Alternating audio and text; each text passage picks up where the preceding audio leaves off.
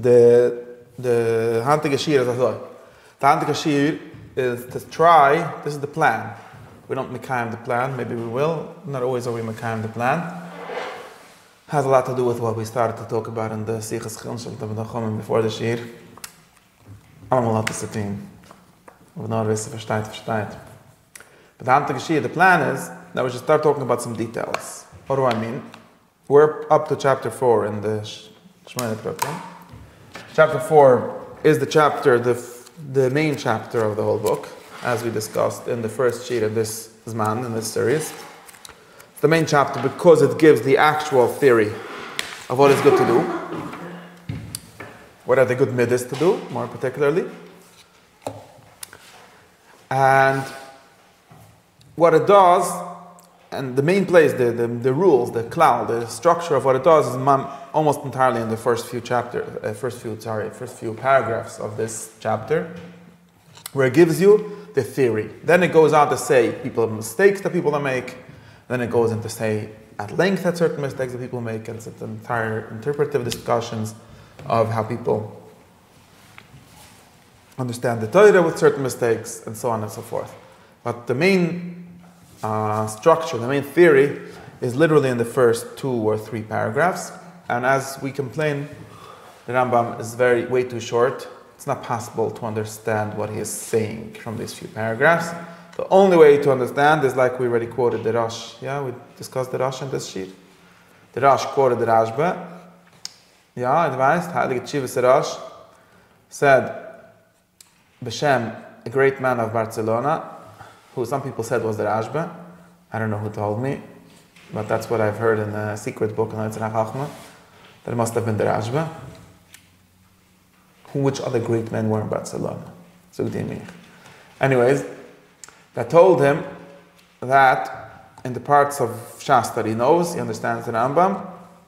The parts of Shas that he doesn't know, he doesn't understand at all the Rambam.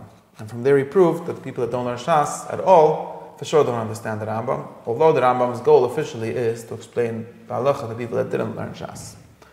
So it's a kasha on the Rambam, how he missed his goal so amazingly, but it's the fact. And of course, there's more to talk about it in that context of halacha, but this is not our discussion. But in the context of the Rambam's theories, the Rambam's theology, the Rambam's ethics, I think this is 100% true. Anyone that reads the Rambam without his sources, the Talmud of these things, which is not Gemara, of course, but Aristotle, does not understand even one word. How do I know? Because the parts that I learned Aristotle, I understand the Rambam. And the parts that I didn't, I don't. Just like the Heilige Rashba, the great man of Barcelona, said. And not only that, I see that the people that didn't read the sources have entirely made up weird readings of the Rambam. They get into all kinds of difficulties, that get into weird loops and make up stuff. And that's just how it is. Now, why did the Rambam write in such a way? That's a good question on Mr. Maimonides. And you can go to his kaiver and ask him, but it's not really relevant to us. Because we want to understand. We don't want to for the Mr. Maimonides. We want to understand the subject, right? Ask him. Ask him? Okay. So therefore, I claim that it's very hard to understand, but using the sources that the Rambam himself used, we could try to understand the theory, but he does an extreme version of shortening and epitomizing, like giving you just the summary of the summary of the summary. But it is here. And what we're doing is a little bit opening it. So we started with this description. Now, there's 2 parts in this. 2 parts.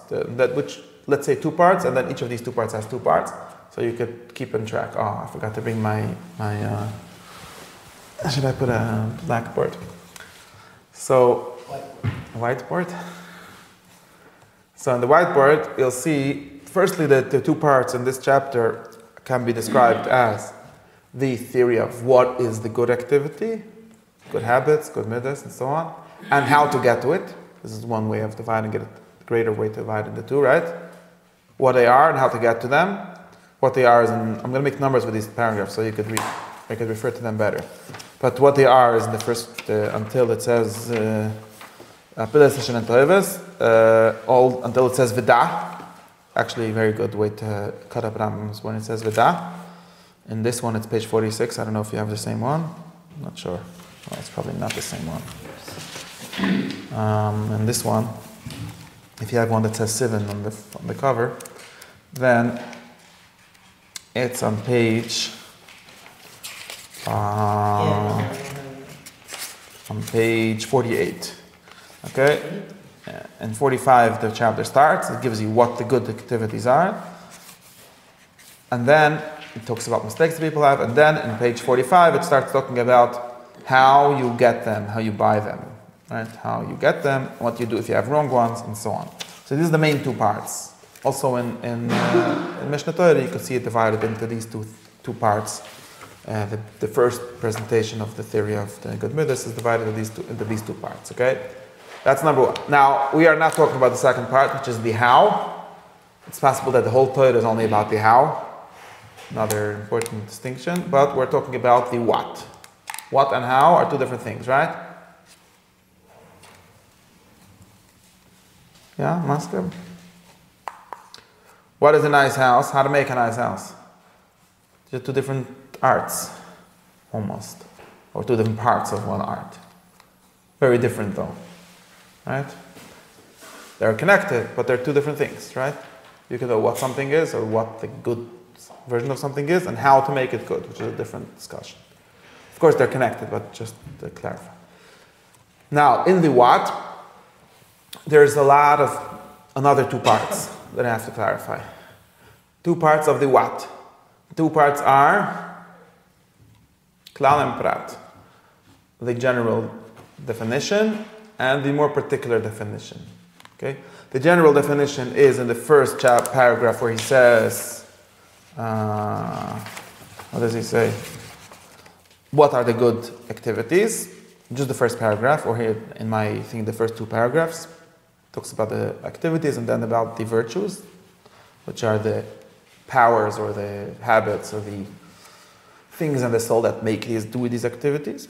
And then he starts giving Meshulim, right? Meshulim. There are two paragraphs of Meshulim. That's how it's called here, Mushal Zeh. I mean, the word Mushal here doesn't mean a parable, right? It means an example.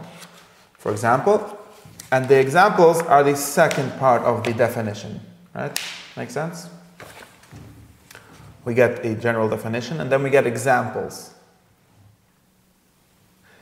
The important thing to realize about these examples is that they're not just examples of the definition. Why not? Because remember that the Rambam is making everything so short here we can barely understand what he says. So if he says anything, we should be very thankful and we should understand that he's trying to teach us something with it.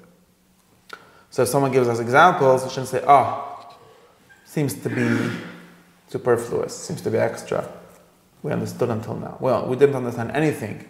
Maybe in the examples we'll understand a little better what the definition is, because he's done such a bad job of telling us what the definition is itself, that maybe the examples will help us. Make sense? That's one important thing to notice about the examples. Second way of saying this would be to say that it's generally very hard to grasp general definitions without examples. And this for two reasons that we have to understand. One reason, because human minds are not abstract enough. Right? If I tell you, should I give you an example of a law, an example? No, give him what's the example? How do I have to do everything? Go for it.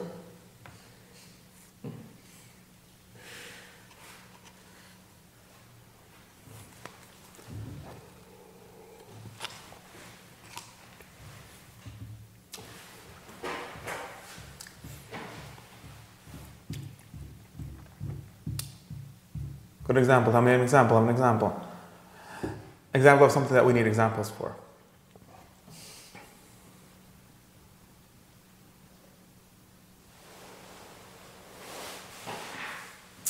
There are two kinds of examples. Okay? One example is me showing you a abstract rule or principle in a concrete way.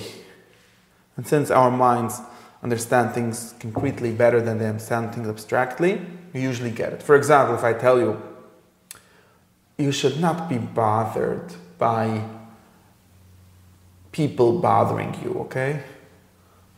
Shouldn't be bothered. I can't even tell you why. You shouldn't be bothered because you should think that you're above them. Since you're such a Balgava, and you're supposed to be above everyone, then why would you let other people influence your state of mind? Sounds incongruent with your prestige, your self-worth. So therefore, you shouldn't be bothered. That's a nice rule. I'm giving ethical examples because they're closer to our subject. That's what you would call concrete? No, that's not concrete. It's everything is relative, right? It's still an abstract rule. If I tell you, listen, now I give you a rule and I also gave it a certain explanation, right? I said, look, since you probably think of yourself highly, then somehow this doesn't match, doesn't go along with being mad at the guy that cut you off in traffic, because that guy is just a shmoig. You notice what I just did, right? Now you understand it much better what I was trying to say, right? You gave it better motion. Not a better one. I gave one. Until now I just gave you a principle without an illustration, right? That's another word for it. Without an illustration. I told you, look, you're so important, you shouldn't let yourself be influenced or let your mood be influenced by lower people than you. Then I told you, look, you're a Chushavin Gaman, you're on the way to Seder. And then there's some guy who's on the way probably to Shikring Zech or something. And go. Only person who would cut you off. And why else? And he cuts you off. And then you're nach Broiges auf him auch.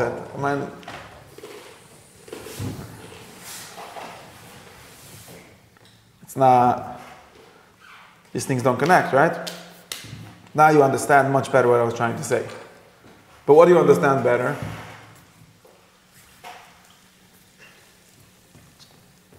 The principle. Yeah. In other words, it's not that I'm telling, there's two ways of reading this, which I'm trying to get at. It's not that you're understanding better what to do, right? One thing that I could tell you, which is also going to tell you. So this is the first thing. The first thing with giving illustrations, is a good word for it, is that people have a hard time understanding what you mean when you give a principle. Although we agree that the principle is what is important here. Maybe. I don't know if in this subject it is, but let's assume that the principle is what we're trying to get at, right?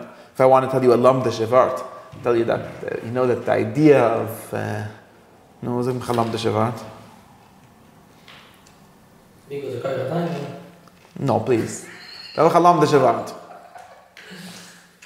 That does something like this, right? What's the idea of something? What's like daughter, right? What's the definition? A maisa hadlaka. I don't know what that means. Something that's helpful somewhat. No, you people don't understand what I'm looking for.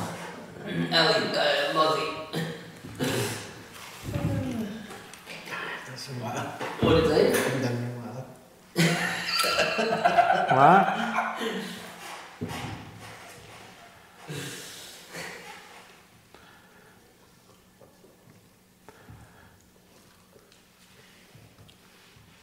Lam de Shavart is something like Melucha of Shabbos is really a creation, not work. Okay? Most Lamdim agree with this nowadays for some reason. Right? This is something that's supposed to explain to you what all the Lamdas Meluchas and in some sense all the questions about what is a Melucha and what is not are really about. Right? It's a very general definition. Just to be clear, if you go and tell someone that didn't ever hear of Hilchos Shabbos, didn't ever hear of Lamdas Meluchas, and you tell them, look, there's something called creation and something called work, and it seems like this is more of a work than that. He's going to tell you, can you get to the point? What do you want from me? If you have a lot of questions, you look at Hilchos Shabbos and you say, I don't understand what this is really about. Now I give you this vart and you say, wait, this makes sense of 90% of the cases. Okay, it doesn't make sense of all of them, but it helps you understand what I was about until now. Right? But if you don't, this is a case where you already have all the illustrations in your head. You just didn't have the understanding of them, right? This is, I'm showing you how it's helpful. In the previous case, it's not clear that the concept is really important. But in many cases, if we're looking for understanding, which is what Lamdim are looking for whichever reason, I don't know why, but for some reason Lamdim are looking for understanding of things, then you could see that you understand things only or better if I give you an illustration. Or if I tell you, let me explain to you what I mean. I mean to like this. Schlepping a lot of boxes is not a melacha. Grade is, but let's assume that it's not. Schlepping a lot of boxes and ich schlepping a lot of boxes is not a melacha. That just makes you schwitz, not a istat schwitz on Shabbos. Aber opening a bottle cap, that is a melacha. Because if you think about it, you're creating a cap for a bottle. Until now, it was just a piece of plastic. And now it became a cap. So you see that the vart is not the work. It's, of course, nobody said that it's hard. Nothing to do with hard. Melacha has nothing to do with hard. It has to do with creating a psachach of the world. Like Hashem made the world, and it wasn't punishment to make the world. Right? Just was a creation, it was a chiddush. That's why Shabbos, you're not allowed to make chiddishim. Not allowed to work. The problem does not work. Right? So now you understand what I was even trying to say. Right? But what we're trying to get to is not that you should stop opening bottle caps on Shabbos. That's someone else's job. What this Lamda is trying to get you is to understand his concept by way of these examples, because generally human beings have a very hard time speaking directly in abstract language. I could see it's I give my shi. Whenever I start off with the abstractions, people turn off. If I start off with the Baba Masa, and then I give you the abstraction, it works much better. Plain, Saich Layusha. It's just for me to give my shi well, right? The Rambam, in this case, actually does it the wrong way. If you read Shmona Prokem, Perek Daled, he starts with a definition, and then he gives examples, which is the wrong way to do it, according to me. Right? In the Mishnah, like you were saying, that the Mishnah being correct. Yes. Yes, like it says also in not on Substack. Yeah, but it was in the sheet here. It was in the sheet, I know, sir. 2 weeks ago. No. Last week. Last week. Yeah, last week? I think so. Okay. Yeah, like we discussed last week in the sheet here, and also in the sheet in Vara Park 2 weeks ago, I think. That if I start off giving you a definition like the correct way in each midah is the middle way, not too more, not too less, you will look at me like this. Okay, how are you helping me? What do you want from me? Usually people either they're doing one of these two things, right? Either I'm helping you or I want something from you. But when I say this, I don't know either how you're helping me or what you want from me. If I do what the Rambam did in Mishnah Torah, and I said, listen, if you look around at people, you'll notice that some people get angry at every small thing. Some people get angry at nothing. They're like shmatas, that you could step on them. It seems to be the correct response is to get angry at big things and not at small things. That's what it says in the first chapter of Mishnah Torah. Then I'll tell you. Now you understand why I say that in general, the middle path, which is not too much and not too less, is Derech Hashem, is the correct path. Now you understand what I want from you. Now you also even understand two things. You understand better what I was trying to say when I talked about something called the middle or the mean path. Right? Because now I give you an illustration and you sort of understand. The problem is that that's a bad illustration, you don't actually understand, but that's a different problem. But let's assume that you understand, at least you understand what I'm talking about. Right? That's one reason why we need to have illustrations, and for sure one is going on here is giving illustrations, because otherwise we have no idea what he's saying. In other words, it's not pshat, just to be very clear, it's nish pshat something else, right? Now, first we're talking about Legabe Avuna, and then we're going to talk also Legabe Avodas Hashem. Legabe Pe'il, Legabe doing it. First Legabe Avuna, it's not the pshat like people think, or in other words, it is the pshat, but not in the sense of learning, only in the sense of reality. Right? It's not the pshat that since everything is all the prutim, all the details are always an instance of the klal, always an instance of the general definition. So first I'll tell you, look, the general definition is that you should always go in the middle. And therefore, in midas ha-gevira, you should go in the middle, and in midas ha-histapkes, you should go in the middle. Because then, firstly, that's kind of boring, if that would be the pshat. Because you should always drive on the right side of the road, also on Heritage Drive, and also on Route 9, and also on Garden State Parkway. That's extremely boring, right? When it's really like that, nobody does that, right? You noticed? When the detail, how do you say the prat, but the specific case is always just a straightforward application of the general rule, nobody wastes their time giving you that. It's a real waste of time. Right? Because it's obvious.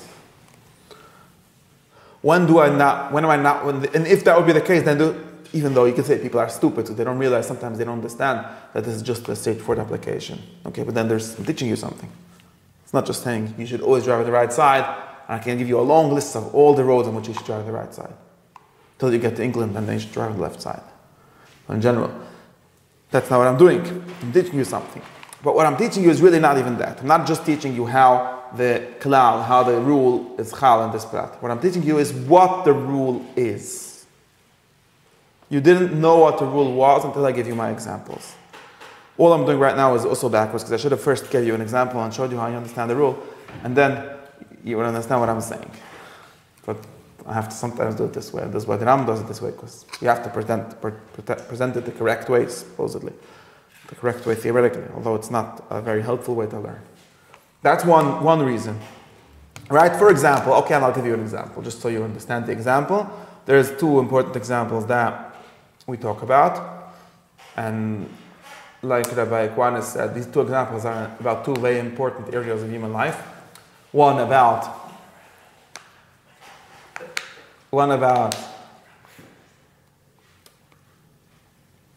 how to live, and one about how not to die. Most two important things, right? Two important things. Try to live and try not to die, right? Maska? Those are the two most important things. Say, try not to die and try to live. So how do people not die? By living well.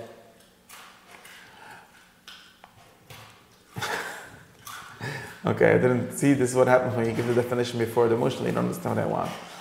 But with the protecting yourself or dealing with danger or death in the correct way is called courage. Very important midah. Like in this sense, the one of the only two midahs that you need. You need a way of dealing with danger, protecting yourself from it, but also facing it, because just running away from it is not actually the solution most of the time, or not all of the time at least, right? So you need to know when to protect yourself, when to face it, when to jump into it, when to protect, when to run away, and so on. That's one thing. Dealing with danger, dealing with threats to your life. Second thing is dealing with life, which is sort of the opposite of danger, is pleasure. How do you live? By eating, by drinking, sleeping, things like that. So those are the two areas of life, basically. Right? Love and war. Those are the two areas of life. Right? So we gotta know how to deal with these two areas. Now, in both of these areas, it's pretty area. We have traditionally, for example, two virtues which deal with these two areas. What is these two virtues called?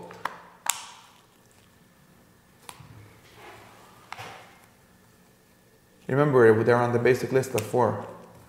Courage. And the other one is?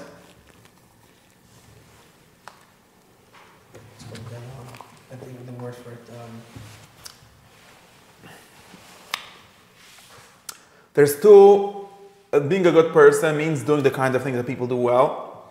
And if we told you that mostly people do these two things, or one way of dividing everything into these two in life as into these two things, living or consuming, not consuming, but having pleasure and protecting yourself from danger, or dealing with danger and dealing with pleasure. So we have what we call the people that have the virtue, the way, the excellence of dealing with these two things. The people that deal with danger correctly, we call them courageous people. Okay? And the people that deal with pleasure correctly, we call them I'm blanking on the word. temperate people. Temperate. As in English. English not Kodesh. What does temperance mean? Discipline. Not discipline. What does temperance Temperance means exactly this. Now you understand what it means. It means dealing with pleasure correctly. Temperance? Yeah. means? That's what it means. This is a very traditional word. It's just a translation of a translation. It doesn't matter. Which means? Dealing with pleasures correctly. Oh, you want to know what the correctly is? Right. Not eating too much or too little. But in courage also it's like that, no? Not too much, too little. Same thing. So tempered, whatever that word is for both. 9. Temperance is a word that is talking about dealing with pleasures correctly. Courage is a word that is dealing with temperance doesn't mean the middle, just to be clear. I'm saying that when you say it's weird to call someone who retreats courageous, that's if you frame courage as the act of jumping into the fire. But that's not what we're framing it as. You could call that bravery if you want. You can give this a different word and then say, true, it's not an instance of bravery.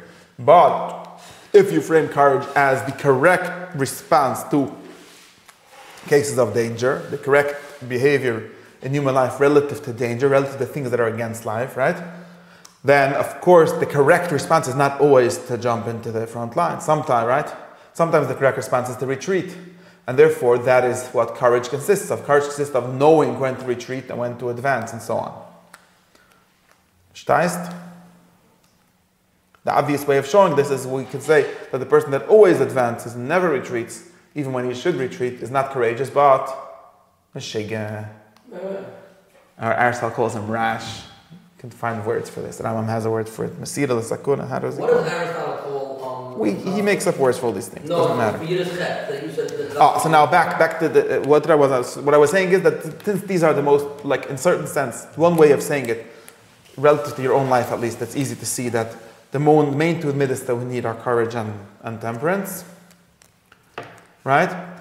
Then we need to see this in the Torah. It's very important to realize language.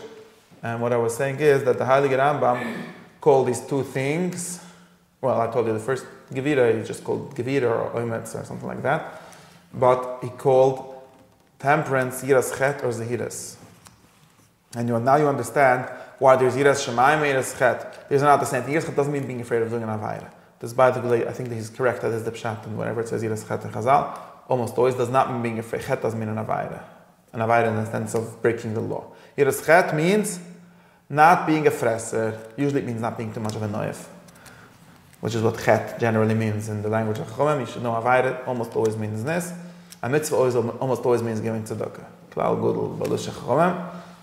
And why? Because that's the most important mitzvah and the most important Avayra. In any case, Chet almost always means that, like Matzilis, Tunim, and Chet, and so on. Chet doesn't mean doing an Avayra, doing something bad. It means doing a specific kind of Avayra, which is chasing pleasure too much. This also shows you how the Chomim intuitively think in a virtue ethic kind of way. They don't think in a literature kind of way. Because in other words, like the Ramban says, and this is one of my proofs for this, the Ramban says, and I think he's right also in this, Pshat, it says in the Chazal that there's Bachira Yisrosh Le'Tomi Tam Chet.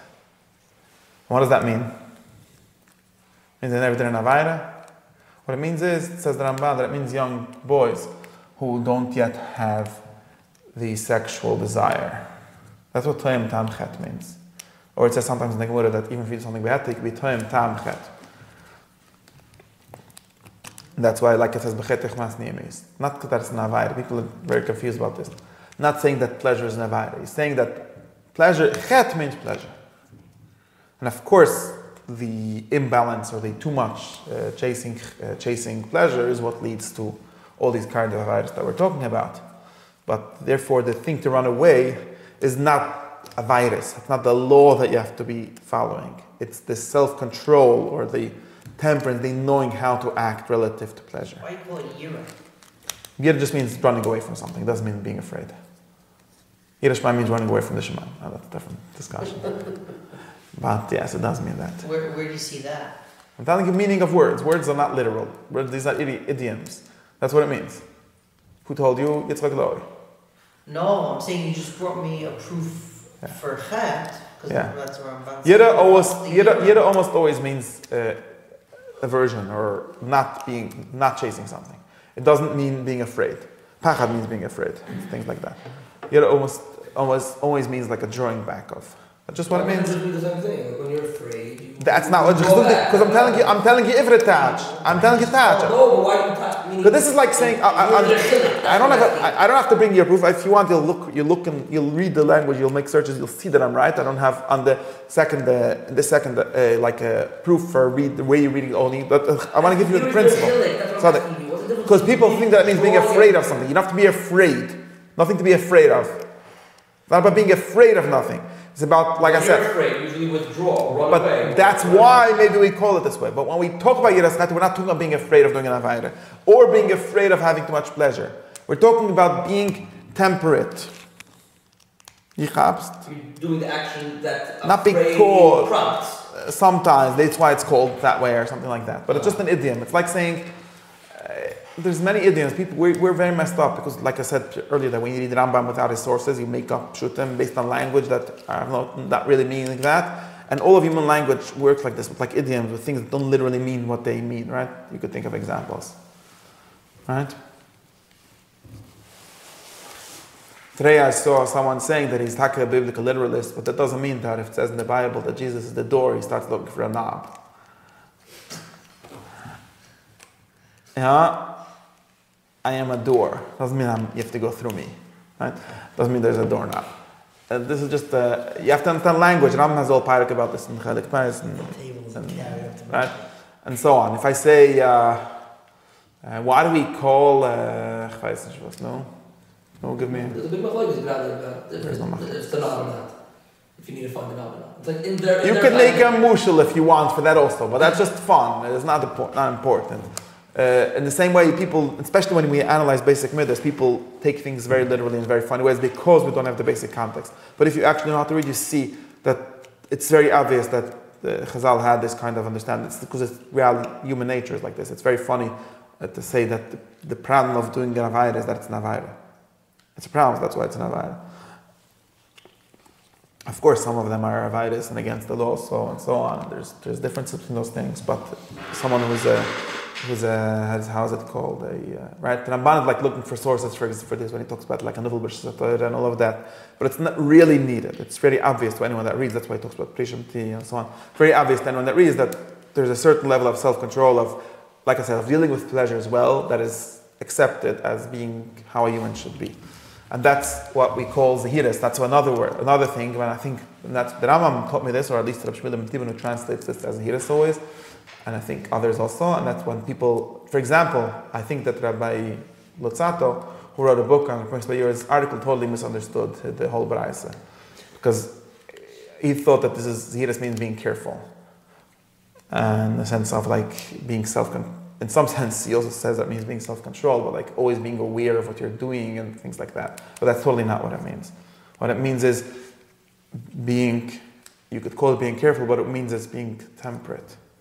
And that's why if we accept his sort of reading, and I think he has his sources for this reading, where he says that the first two midas are zahiras and zerizas, and the Mesilas Yesharim goes on and on about zahiras, remember? And so that zahiras means always remembering what you're doing and so on, being in English being careful, because that's the literal translation of zahiras, and he didn't understand that it's not about being literal here. And then he comes to zerizas and he just says like, oh, zerizas is the same thing just for mitzvah saseh. And that's really weird. And maybe the Mesilas Yesharim also understood what I'm saying, he's just trying to talk to people that don't understand, and we got all messed up. But if you understand what I'm saying, then you understand very simply that zahiras and zerizas are temperance and courage, which are mitzvah saseh and mitzvah lo saseh. It's the same thing. In the sense of, and courage could be understood also more broadly. That I gave you one understanding, which is dealing with danger. If you want, you can understand courage as something like, how do you say it in English? Something like initiative. Right? Taking initiative, which is kind of courage, or in the family of courage. And that's zerizas, right? Zerizas means doing things. And zahiras means not doing things. Or not doing things, but knowing which things to do. But more specifically in the case of pleasure, and you could say that all doing things are always going to be bumping into danger, which is why it's sort of connects, like doing something even though there's some risk or some fear and things like that. But that's why I think Mesilas Yesharim's structure is correct. He just explains it in a very weird way. But zahiras and zerizas, which are, according to the Temperance and Courage, the first two midas, can be, I think, very well translated as temperance and courage. And these two things, of course, go together. You need both of them and so on. But this is all for me to give you an example of how, now you understand a little better from giving this example, you understand a little better what we even mean when we say this rule of the general rule. This general rule of being in the middle. And now, in other words, now you could say something that both of these things, now you understand how they're different and how they're the same, right? Knowing how to deal with pleasures and knowing how to deal with dangers are not the same thing. They're not the same activity that they're referring to different areas of reality, different areas of life. But there is something shared between them, which is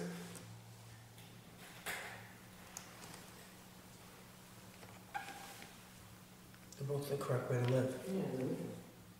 Yeah, this structure of them being a mean.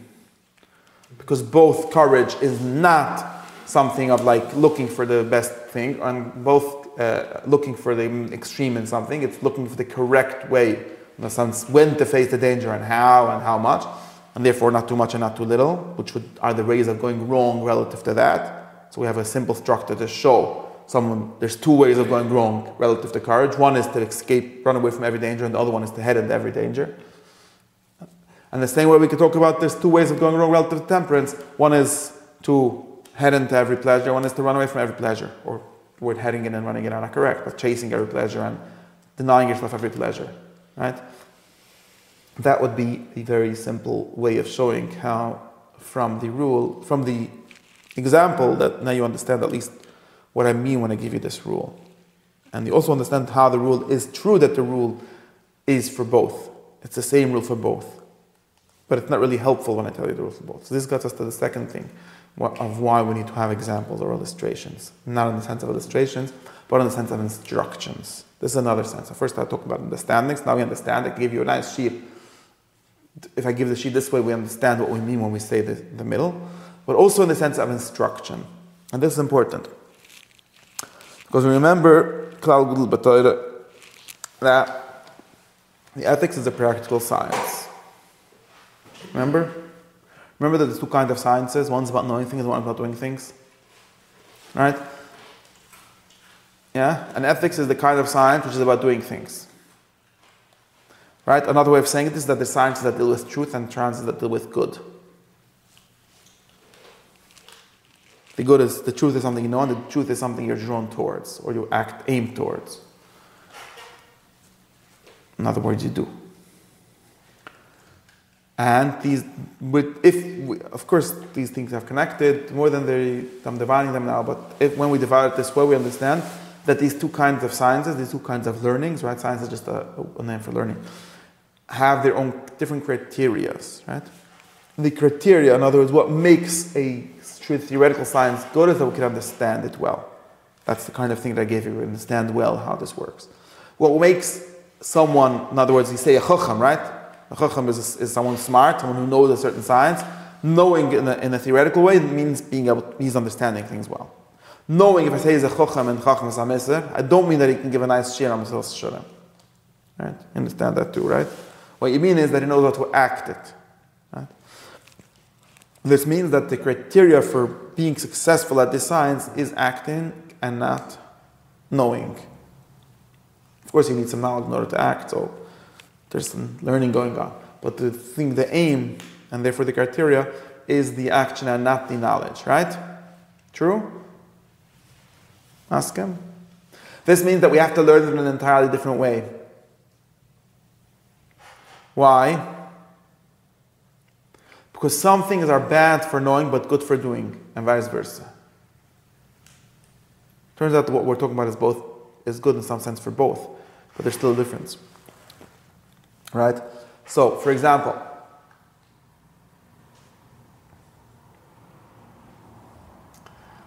in knowledge, going higher is always better.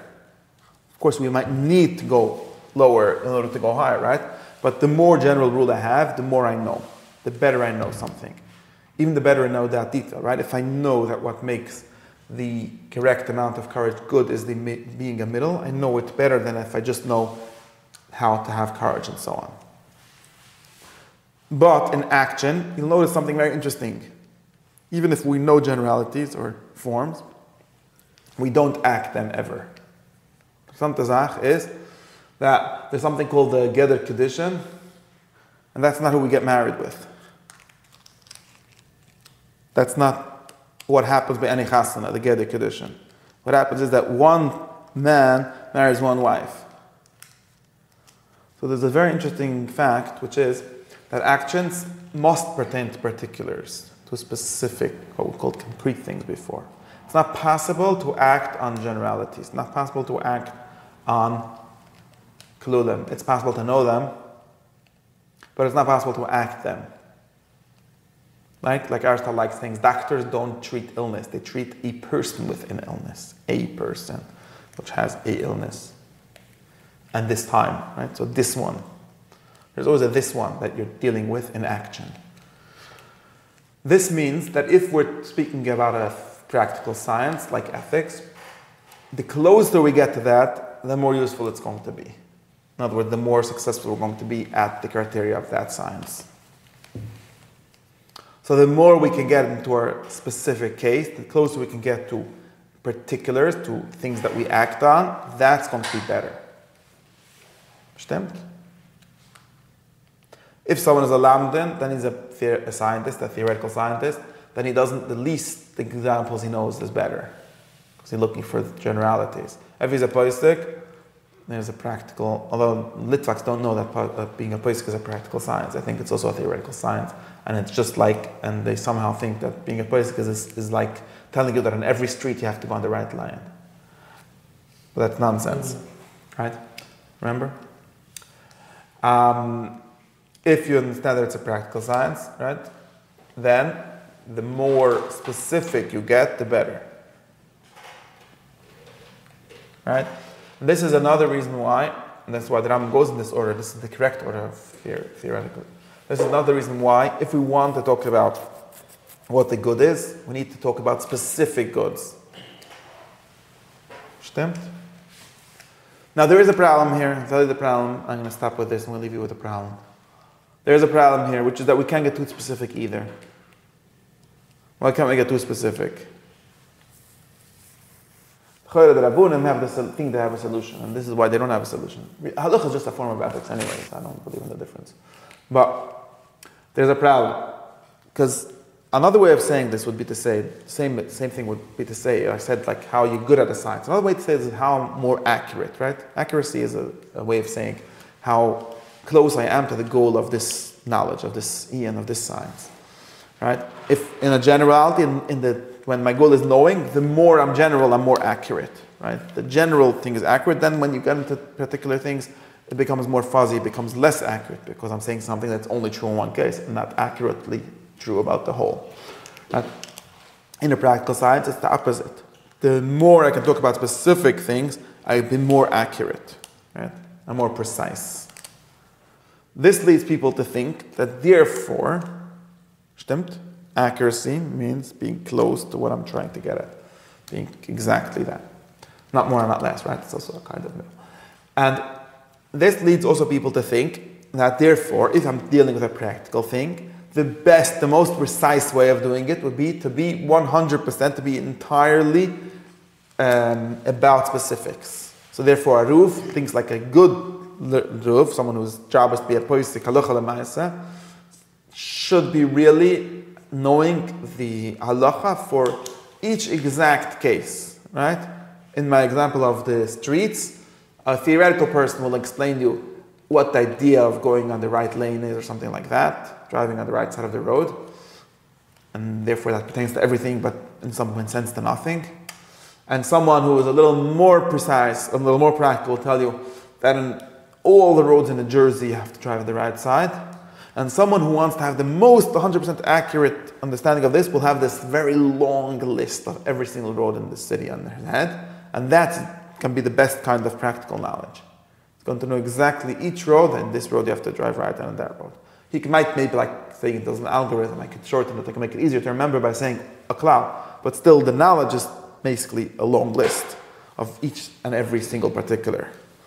Now, turns out, at least if you learn Rambam or if you learn his sources, you'll see that this is not what happens. We do not ever get to where we need to get. Because in other words, if I say, you tell me the middle is very abstract, I don't know what that is. Okay, let's talk about courage, some area of life known as dealing with danger, the middle. Okay, very good. But that doesn't help me out either, right? Nobody ever had a question about courage in real life. People had a question, this week, in this battlefield, in that business deal, should I take it or not, right? So that means that the correct answer would be that the book of ethics should be a long list of cases talking about what you should do if on Tuesday there was a battle from there, and then the guy came on that side, should you run up or run down? And nobody does that. So it turns out we're not doing it well. We're not even trying to do it. You notice that Hilchos Dais doesn't do it. The Rambam in Halacha seems to sometimes do it. Maybe he does, maybe he doesn't, but it seems people think he does sometimes, right? Give you exactly what to do and what not to do. But we don't at all do it on Hilchos Dais. The Chofetz Chaim tried to do it for the end of Hilchos Dais, Perek Zayin, Hilchos Shnar. But even the Rambam didn't even do that for that. So what's going on? I get Shabbos, I get Nacht.